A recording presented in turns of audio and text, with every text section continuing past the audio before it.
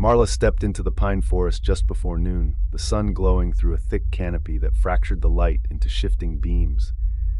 The trail ahead was narrow, barely a footpath, swallowed by tall trunks and soft moss. She'd chosen this hike to get away from everything. No service, no people, just trees and time. The air was unnaturally still. There were no birds, no buzzing insects, not even the rustle of branches. The deeper she walked, the more it felt like stepping into a painting that didn't want to be disturbed. Her boots sank into the cushion of pine needles with each step. She inhaled deeply, but the forest didn't smell right. No damp earth, no greenery, only dry bark and something faintly metallic. It should have unsettled her. Instead, it felt quiet, perfect. She pressed forward, unaware that something beneath the calm was already watching, already listening. About an hour into the hike, Marla spotted it, a strange stone structure sunken into the forest floor, barely visible through the tangled brush. At first she thought it was part of an old ruin, maybe a crumbled cabin foundation, but as she stepped closer, she saw smooth, blackened stone shaped into impossible angles. It wasn't natural. It wasn't weathered like something abandoned for centuries. It looked preserved, like the forest had grown around it instead of over it. Vines clung to its sides, but no moss grew on the surface. A narrow archway yawned at its center, filled with shadow. Marla hesitated, then lifted her phone and snapped a quick photo. The camera briefly flickered, like it didn't want to record it. She shook off the unease and moved on, figuring it was a cool find, nothing more. But she didn't notice how the forest had gone completely, unnaturally silent the moment she stepped away. The trail began to climb, winding through thicker groves where the trees pressed tighter together, their trunks like silent sentinels. Marla checked her map once, then tucked it away. There was only one path, and it was clear enough.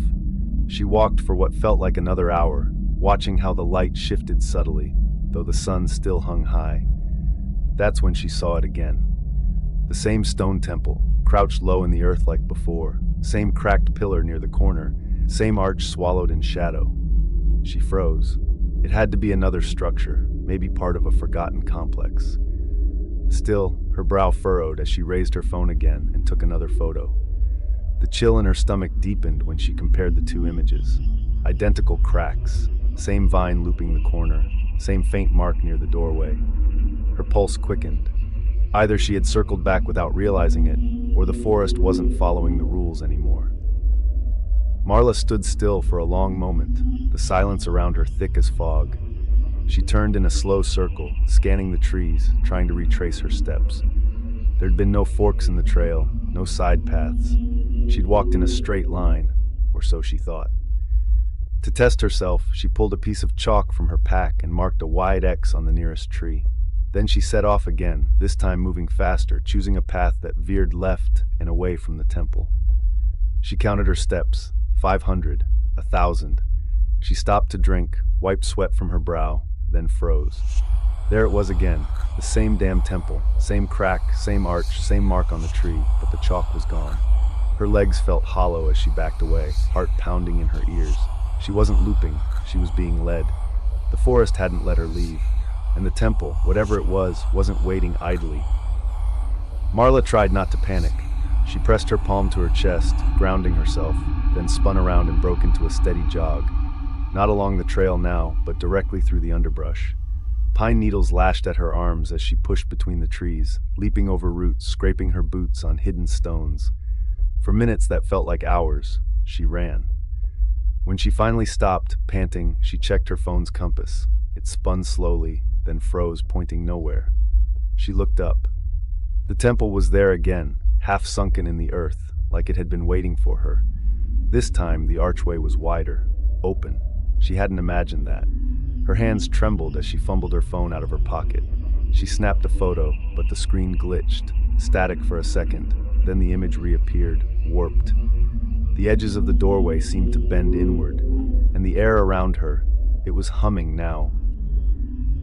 She backed away slowly, her breath catching with each step. The hum wasn't in the air anymore.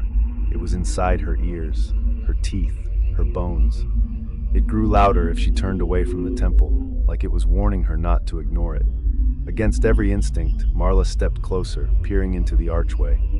The darkness within wasn't just shadow, it looked thick, like a wall of ink. She raised her phone to use the flashlight, but it refused to turn on. Instead, the screen lit up on its own, displaying the photo she took just minutes ago. Except now there was something in the doorway, a shape, vague, tall, and wrong. She dropped the phone. It landed with a soft thud on the pine needles, but the screen didn't crack. The photo was gone, just a blank black square remained. And then, quietly, clearly, she heard her name whispered from the darkness. Marla. Not her voice. Not anyone she knew. Marla bolted. She didn't look back. Branches whipped her face as she tore through the forest, lungs burning, heart pounding so loud it drowned out everything else. The forest had changed. She could feel it. The trees seemed closer, the sky dimmer, and the temperature had dropped sharply. Every direction looked the same now, like the forest had been copied and pasted endlessly. She stopped only when her legs gave out beneath her, collapsing beside a fallen log slick with sap. Gasping, she checked her phone again. The compass was blank. The clock read 12:11, same as it had over an hour ago. She opened her photo gallery in desperation. Every image was corrupted, smeared with static, except one. The first photo of the temple. But now, standing in the doorway, clearer than before, was the tall shape again. Closer, more defined, like it had been watching her since the moment she clicked the shutter. The shadows grew longer, though the sun still hovered above the trees in that same fixed spot. Marla didn't know how long she sat there, frozen, staring at the photo, heart pounding so hard it ached. She deleted the image. It vanished instantly, but a moment later the same photo reappeared in her gallery. Only now, the figure in the doorway had stepped outside. She threw the phone. It clattered against a rock and slid beneath a fern. She didn't go after it. Instead, she got up and walked in the opposite direction, her legs trembling with every step. Minutes passed, then more. And then just ahead, through a break in the trees, she saw it again. The temple. But this time it wasn't half buried. It stood taller, fully uncovered, its surface gleaming with some wet sheen, like it had just emerged from underground. The archway stood wide open. Something moved inside, slow and waiting. Marla didn't remember walking toward it, but suddenly she was standing just feet from the entrance, her hand outstretched as if something had pulled her forward. The air pouring from inside was cold, too cold for the season, and it carried a strange rhythm, like breathing or a heartbeat. The carvings along the doorway pulsed faintly now, their light syncing with the pounding in her chest. She turned to run, but the forest behind her was gone. Not dark, not distant, just gone. Blackness filled the space where the trees had been, stretching endlessly. The only thing left was the temple. A low voice, not heard but felt, spoke from within, offering her a way out. Her body moved on its own, stepping over the threshold. Inside was vast, wrong, endless. Echoes of her own footsteps came from every direction. And ahead, she saw herself, motionless, facing her, smiling with eyes that weren't hers. Marla blinked hard, stumbling backward from the threshold, refusing to step inside. She turned and ran, forcing her body through the thickening air as if pushing against water. The forest didn't vanish this time. It closed in around her, dense and real. She ran until her lungs burned, branches scraping her arms, roots grabbing at her feet. Finally, the trees thinned, and sunlight, real sunlight, broke through. She emerged from the forest just as the sun touched the horizon. Behind her, the pines stood still, quiet, ordinary, no temple in sight. Her phone buzzed in her pocket. One final photo had been saved, a blurry shot of the temple's doorway, empty and dark. She stared at it for a long time, then deleted it. She didn't look back. As she reached her car parked along the gravel road, the last light of day slipped away, and she promised herself she'd never hike alone again. The pine forest stretched endlessly around Ryan, a suffocating maze of black trunks rising like pillars into the void above. No moonlight pierced the cloud-choked sky, and the narrow trail beneath his boots was barely visible in the flickering beam of his dying flashlight.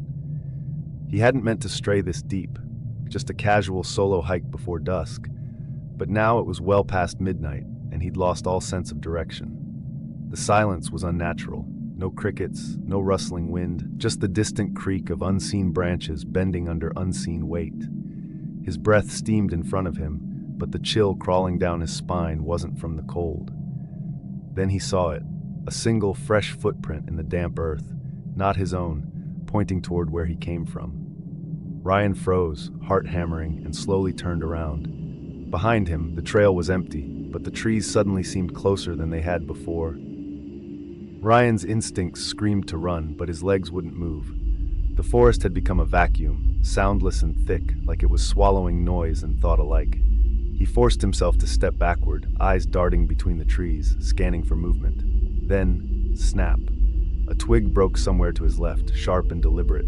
He spun toward it, flashlight jittering across bark and bramble. Nothing. But he knew it wasn't nothing. The sound had been too close, too intentional.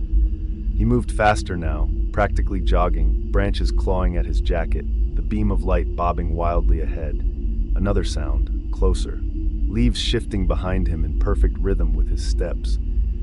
Ryan veered off the trail without thinking, plunging into the trees, hoping he could lose whoever was there, or whatever.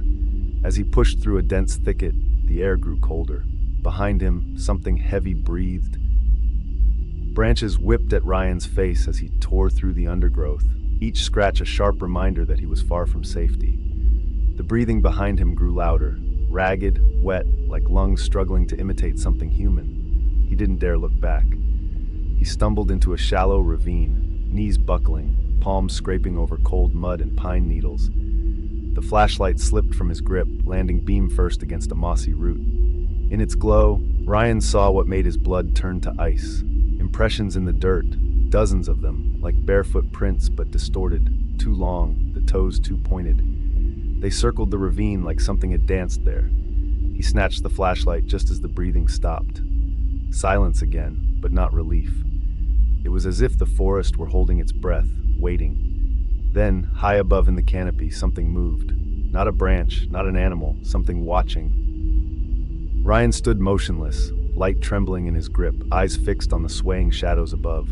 Something shifted between the branches, slow, deliberate, like it knew he was watching. The trees groaned faintly as the weight moved, not climbing but crawling. The thing didn't leap or fall. It descended, inch by inch, limb by limb, unfolding from the pine like it had been part of it all along. Ryan backed away, breath stuck in his throat, but his boot caught on a root and he crashed to the forest floor. The light flared wildly as it rolled from his hand again, catching a glimpse. Gray skin like stretched leather, too many joints in its arms, and eyes that reflected the beam with a dull, insect-like sheen. It didn't charge. It crept, slowly, deliberately, like it enjoyed watching him scramble. Ryan lunged for the light and ran, not knowing where he was going, just that if it reached him, he wouldn't be Ryan anymore. Ryan ran until his lungs burned and his legs threatened to give out beneath him. The trees blurred into a tunnel of jagged bark and shadow, each step crashing through dead pine needles and unseen roots. Behind him, no footsteps, only that awful, rhythmic breathing, always just far enough to keep him terrified, close enough to make escape feel like a fantasy. He burst into a small clearing, moonlight finally slipping through the thinning clouds above, casting a pale glow across the frost-dusted ground. In the center stood an old fire pit, long cold, half buried in leaves. Beside it, a collapsed tent, shredded. Ryan's chest tightened. Someone else had been here, and hadn't left. A torn boot lay near the ashes. He turned to run again, but the edge of the clearing shifted. Pine branches slowly parted as the thing stepped forward, tall and hunched, its limbs too fluid, as if its bones had forgotten how to be human. The creature stepped into the clearing with unnatural grace, its joints bending the wrong way, each movement accompanied by the faint sound of cracking wood. Ryan backed toward the edge, his heart pounding so loudly it drowned out the thing's rasping breath. It stood taller now, fully revealed in the moonlight, its skin a patchwork of scars and grime, eyes sunken yet glowing faintly, like embers smoldering in a dying fire. It raised one arm, impossibly long fingers twitching, reaching. Ryan didn't scream. He couldn't. He turned and dove into the forest again, adrenaline taking control. Behind him, the breathing resumed, but it was faster now, closer. It was chasing him, Low-hanging branches tore at his clothes, and something sharp sliced across his cheek, but he didn't stop. The forest twisted around him, the path gone, direction meaningless. All that mattered was movement. If he slowed down, even for a second, he knew it would catch him. Ryan stumbled down a slope slick with moss, tumbling hard against a fallen log before scrambling upright, limbs aching, lungs on fire. His flashlight was gone, lost somewhere in the chaos, but faint moonlight offered just enough to see the looming shapes of trees around him. The breathing had stopped again, but that was worse. The silence was heavier now, oppressive, as if the forest itself were holding him down. He crept forward, each step careful, listening for even the slightest sound. Then, just ahead, a faint orange glow. Firelight. It flickered behind the trees like a dying signal. He moved toward it, branches crunching underfoot. As he neared, he saw the source. A small, half-burned cabin, ancient and crumbling, its windows black. The door hung open, swaying slightly. A sick part of him whispered not to go inside. But something moved in the trees behind him. Ryan ran for the door, not caring what waited inside, just needing walls. Ryan slammed the door shut behind him, pressing his weight against the rotten wood as if it could truly protect him. The cabin was dark, lit only by the ember glow of a hearth long gone cold. The air reeked of mildew, ash, and something metallic, something old. His hands fumbled for anything, a weapon, a lock, anything, but found only splintered furniture and dust.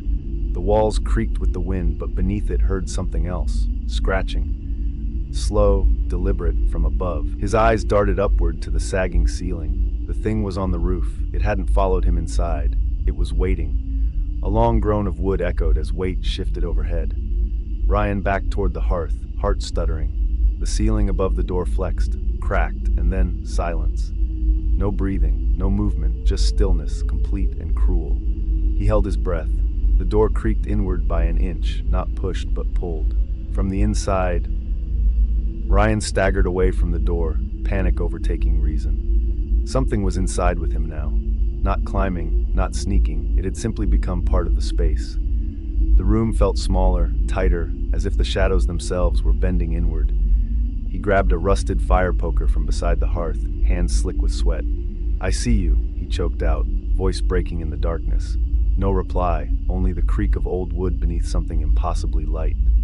Then, from the far corner of the room, two glinting eyes opened, low to the ground then rising slowly as if unfolding from the walls. It was taller here, taller than the cabin should allow. Its fingers scraped the low rafters. Ryan raised the poker, ready to swing, but the thing paused, watched.